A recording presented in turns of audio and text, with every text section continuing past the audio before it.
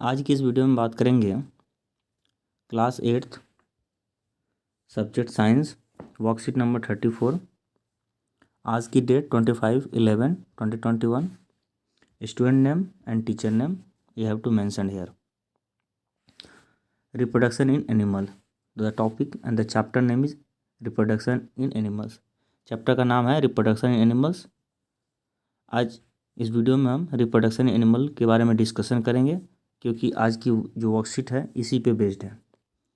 उससे पहले एक सूचना, अगर इस चैनल पे आप फर्स्ट बार आए हो तो प्लीज़ चैनल को सब्सक्राइब करें, साथ में बेल आइकन को क्लिक करें, जिससे कि कोई भी नई वीडियोस अगर अपलोड होता है तो सबसे पहले उसकी नोटिफिकेशन आप तक जाए और आप सबसे पहले उस वीडियो का आनंद ले पाओ। Please like, share and subscribe this channel for future update. अब हम वीडियो को स्टार्ट करते हैं। आज की वर्कशीट के बारे में हम पढ़ते हैं। तो आज की वर्कशीट के में बात किया जा रहा है reproduction in animal. As we know that different life process like digestion, circulation, excretion and respiration are essential for the survival of every individual, but reproduction is essential for the continuity of the life on the earth। इसमें बात किया जा रहा है क्या, सबसे पहले यहाँ पे देखिए आप कि हम जानते हैं कि डिफरेंट लिविंग प्रोसेस या डिफरेंट लाइफ के प्रोसेस जितने भी होते हैं, लिविंग रहने के लिए, सर्वाइव रहने के लिए वो क्या क्या जरूरी है। हमेशा डाइजेशन होना चाहिए, यानी का खाना का पाचन होना चाहिए, सर्कुलेशन होना चाहिए, ठीक है, सर्कुलेशन होना चाहिए, ब्लड सर्कुलेशन हो गया या फूड का सर्कुलेशन जो भी है, ट्रांसलोकेशन फूड का होना चाहिए, एक्सक्रीशन होना चाहिए, जो भी वेस्ट मटेरियल है बॉडी से रिलीज होना चाहिए, रेस्पिरेशन होना चाहिए, हम सांस लेते हैं वो प्रोसेस होना चाहिए, ठीक है, कार्बन डाइऑक्साइड रिलीज करते हैं, O2 अंदर लेते हैं बॉडी के अंदर, तो ये प्रोसेस होना चाहिए। ये सारे जितने भी प्रोसेस है बहुत ही नेसेसरी है। अगर इसमें से एक भी प्रोसेस अगर आप मिस आउट कर जाते हैं तो आप जीवित नहीं रह पाएंगे। एक भी प्रोसेस अगर मिस आउट करते हैं आप तो आप सर्वाइव नहीं करेंगे, आप डेथ कर जाएंगे। बट रिप्रोडक्शन जो है अगर आप नहीं भी करते हैं तो आप सर्वाइव करेंगे। बट यहाँ बात किया जा रहा है कि रिप्रोडक्शन क्यों ज़रूरी है। रिप्रोडक्शन इसलिए ज़रूरी है क्योंकि आपकी जो जनरेशन है वो कंटिन्यू होगी, आगे वो कंटिन्यू बढ़ेगी, इस अर्थ सरफेस से वो फिनिश नहीं हो पाएगी, कंटिन्यू रहेगी, इसलिए रिप्रोडक्शन नेसेसरी है। आगे बात करते हैं, जस्ट थिंक, आप सोचिए और विचारिए, व्हाट विल हैपन इफ़, क्या होगा अगर ऑर्गेनिज्म रिप्रोड्यूस नहीं करेगा। तो living beings are not immortal, जैसे कि जानते हो कि लिविंग बींग्स इमोर्टल मतलब अमरणशील नहीं है, ठीक है, वो एक ना एक दिन यहाँ से फिनिश हो जाएगा। इवेंचुअली दे डाई, मतलब वो ख़त्म हो जाएगा, मर जाएगा। So what will make sure that organism will still exist in nature। तो क्या ऐसा किया जाए जिससे कि ऑर्गेनिज्म जो है, what will make sure that organism will still exist in nature। तो for the existence of a species there has to be some process। तो एग्जिस्टेंस के लिए कुछ प्रोसेस की ज़रूरत पड़ती है, उस प्रोसेस का नाम क्या है, रिप्रोडक्शन है। तो उसमें होता है क्या उस प्रोसेस में, the process that help in giving a rise to a similar organism offspring from pre existing या existing one parents is called reproduction. मतलब ऑलरेडी कोई स्पीसीज है इस अर्थ सरफेस पे और उसी का कोई इंडिविजुअल न्यू सिमिलर जन्म लेना, उसी को हम कहते हैं रिप्रोडक्शन। जैसे कि आज जानते हैं कि हमारे बीच में डायनासोर्स नहीं है तो उसके नए इंडिविजुअल्स नहीं आ सकते। अगर ह्यूमन बींग्स हैं तो उसके नए इंडिविजुअल्स आ सकते हैं। अगर कैट है तो उसके नया इंडिविजुअल आ सकता है। डॉग है तो उसके नया इंडिविजुअल आ सकता है, ठीक है। जो ऑलरेडी इस अर्थ सरफेस पे ऑर्गेनिज्म है उसी के हम इंडिविजुअल्स की बात कर सकते हैं, उसी के हम ऑफस्प्रिंग की बात कर सकते हैं, उसी के हम बच्चे की बात कर सकते हैं, जिसके पेरेंट्स इस सरफेस पे या अर्थ सरफेस पे अवेलेबल है। जिसके पेरेंट्स अवेलेबल नहीं है उसके हम यंग वंस की बात नहीं कर सकते, उनके ऑफस्प्रिंग की हम बात नहीं कर सकते रिप्रोडक्शन में। आगे पढ़ते हैं, this process is not only important in human beings but also in all animal. ये सिर्फ ह्यूमन बींग्स में नहीं, एनिमल्स में भी जरूरी होता है जी, प्लांट्स में भी जरूरी होती है। लोअर यूनिसेलुलर, यूनिसेलुलर जानते हैं, सिंगल सेल ऑर्गेनिज्म होते हैं, ये कोई भी लिविंग बींग्स होता है, सब में रिप्रोडक्शन जरूरी होता है to continue their generation. It makes sure the continuation of species of the organism without extension, बिना ख़त्म हुए उनकी कंटिन्यूटी मेंटेन रहे, उस वो जो ऑर्गेनिज्म है इस सरफेस से अवेलेबल रहे, इसीलिए रिप्रोडक्शन की ज़रूरत पड़ती है। आगे बात करते हैं। A mango tree gives rise the mango tree, a cat gives to a kitten producing the same species every time. Mango से मैंगो का ही पेड़ आएगा बाहर, ठीक है। मैंगो से ऐसा नहीं हो सकता कि इमली का पेड़ बाहर आ जाएगा, नहीं, ठीक है। अब जैसे कैट है तो कैट से कैट की प्रजाति आएगी, उसके बच्चे को हम किटन कहते हैं, लेकिन वो बड़ा होकर कैट ही कहलाएगा। ऐसा नहीं कि कैट के बच्चे को बाद में हम डॉग कहेंगे, नहीं, ठीक है। Have you seen the young once of different animals, क्या आपने कभी यंग वंस मतलब उनके बच्चे को, ऑफस्प्रिंग को देखा अलग अलग एनिमल का? कुछ यहाँ पे यंग वंस दे रखे हैं, आप उनको रिकॉल कीजिए। पिक्चर क्लियर नहीं है, ठीक है। आपके एनसीईआरटी बुक में बहुत क्लियर पिक्चर दिया होगा, आप एनसीईआरटी की बुक में एक बार थॉरो उसको रीड कर लेंगे, देख लेंगे।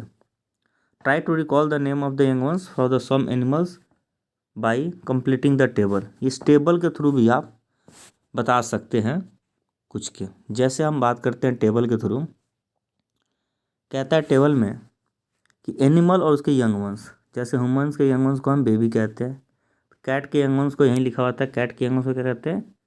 किटन कहते हैं, ठीक है। तो कैट के यंग वंस कहीं से लिख देंगे, क्या लिख देंगे जी?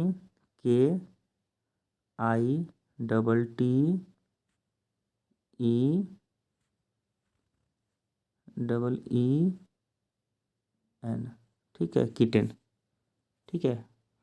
डॉग के बच्चे को हम क्या कहते हैं? डॉग के पप्पी, तो क्या लिखें डॉग वाले को? PUPPY, ठीक है, पप्पी किसका हो जाएगा जी? डॉग वाले का। बटरफ्लाई वाले को कहते हैं जी, बटरफ्लाई वाले को कहते हैं कैटरपिलर, तो CATERPILLAR,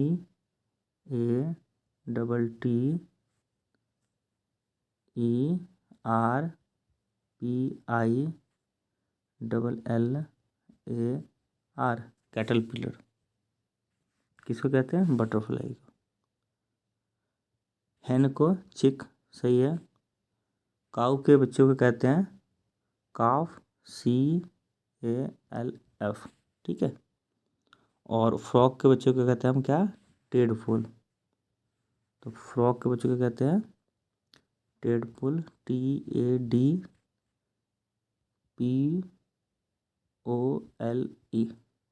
तो इस तरीके से आप टेबल को कंप्लीट कर सकते हैं। आगे पढ़ते हैं जी। अब टाइप ऑफ रिप्रोडक्शन की बात की गई है कि टाइप ऑफ रिप्रोडक्शन क्या होता है। तो टाइप ऑफ रिप्रोडक्शन दो तरह का होता है, एक होता है सेक्सुअल रिप्रोडक्शन और एक होता है असेक्सुअल। असेक्सुअल मतलब सिंगल पेरेंट से ही होता है, मतलब सिंगल, ठीक है। सेक्सुअल मतलब दो पेरेंट्स की जरूरत होती है, इसे एक होगा मेल और दूसरा होगा फीमेल, ठीक है। बेसिक सी बात। और इसमें एक ही पेरेंट्स, एक ही इंडिविजुअल जो होता है उसी से नए यंग वंस की उत्पत्ति हो जाती है जी, ठीक है। अब बात करते हैं यहाँ पे सेक्सुअल रिप्रोडक्शन क्या होता है जी। Sexual reproduction, it is a process when two parents that is male and females participate in producing their offspring resulting from the fusion of male and female gametes. जब मेल और female के gametes मिलते हैं, ठीक है, उनके egg मिलते हैं, तो नया इंडिविजुअल का जन्म होता है, उसी को हम क्या कहते हैं? सेक्सुअल रिप्रोडक्शन, ठीक है। यानी कि न्यू ऑफस्प्रिंग या न्यू यंग्स प्रोड्यूस होता है, उसी को हम कहते हैं क्या? Sexual reproduction. मेल और फीमेल की गैमेट यहाँ पे इंपॉर्टेंट है, ठीक है। मेल एंड फीमेल की गैमेट, ठीक है, पार्टिसिपेट करेंगे तभी ये प्रोसेस होगा, ऑफस्प्रिंग निकलेगा, यानी नया young ones, new young ones, ठीक है। बट अगर बात करता हूँ किसका? और सेक्सुअल रिप्रोडक्शन का, तो इसमें प्रोसेस में सिंगल पेरेंट्स की जरूरत पड़ती है। वही डिवाइड कर देगा अपने आप को, खुद को, या प्रोड्यूस करेगा कोई यंग वंस की, तो उसको हम कहते हैं असेक्सुअल। अब बात करते हैं क्वेश्चन के बारे में। क्वेश्चन कहता है क्या, now answer the following question, define reproduction. तो रिप्रोडक्शन का आंसर यहाँ पे बहुत अच्छे से लिखा हुआ है, आप यहाँ से हाथ लिखेंगे, दिस को काट के लिखेंगे, the process that help in giving rise to individuals offspring from pre existing parents is called reproduction. तो ये आपका आंसर हो जाएगा आंसर 1। ठीक है, ये आपका हो जाएगा आंसर 1। ठीक है, आंसर 1 फिर से बता दो एक बार, कहाँ से कहाँ लिखना है आपको। आपको आंसर 1 जो है, एक बार यहाँ से यहाँ दिस को काटे, दक से लास्ट तक रिप्रोडक्शन, ये हो जाएगा आपका आंसर 1। ठीक है, अब बात करते हैं आंसर 2 का। क्या कहता है क्वेश्चन नंबर 2, उसके बारे में पहले डिस्कस करते हैं। Explain the importance of reproduction in living organism. तो इसकी इम्पोर्टेंस एक ही है कि अपने जनरेशन को कंटिन्यू करने के लिए, तो इसका आंसर यहाँ पे लिखा हुआ है, रिप्रोडक्शन इज नेसेसरी, या तो वहाँ से लिख लो, क्यों जरूरी है, it makes the continuation of the species of organism without extinct. तो यहाँ आंसर हो जाएगा आपका 2। ठीक है, इसलिए जो है रिप्रोडक्शन जरूरी है। तीसरा क्वेश्चन कहता है, what will happen if the living organism has not reproduce. अगर लिविंग ऑर्गेनिज्म रिप्रोड्यूस नहीं करेगा तो क्या होगा, तो वो स्पीसीज फिनिश हो जाएगा, है ना। तो अब देखते हैं इसका आंसर कहाँ है, कि अगर कोई लिविंग ऑर्गेनिज्म रिप्रोड्यूस नहीं करता है,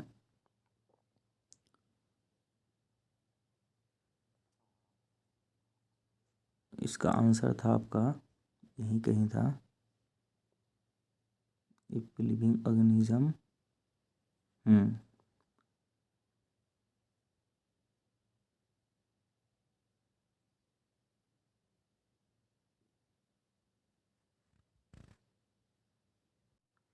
इसका आंसर है यहाँ आपका,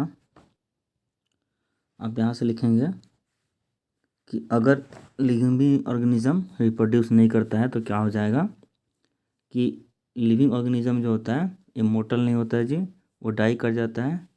तो अगर ऐसा नहीं होता है रिप्रोडक्शन, तो यहाँ से लिखेंगे, यहाँ से यहाँ तक, फिर नो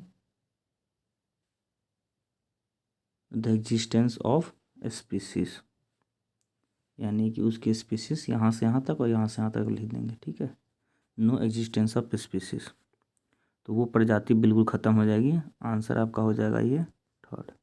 ठीक है, ये आंसर हो जाएगा आपका 3rd। ठीक है, अब लास्ट क्वेश्चन यहाँ बात करते हैं, what are the different modes of reproduction in living organism. तो अलग अलग मोड क्या है, तो 2 ही मोड है। आप या तो इस तरीके से लिख सकते हैं, 2 मोड है, ये सेक्सुअल ऐसे टेबल बना लो, और असेक्सुअल, देयर आर 2 मोड्स,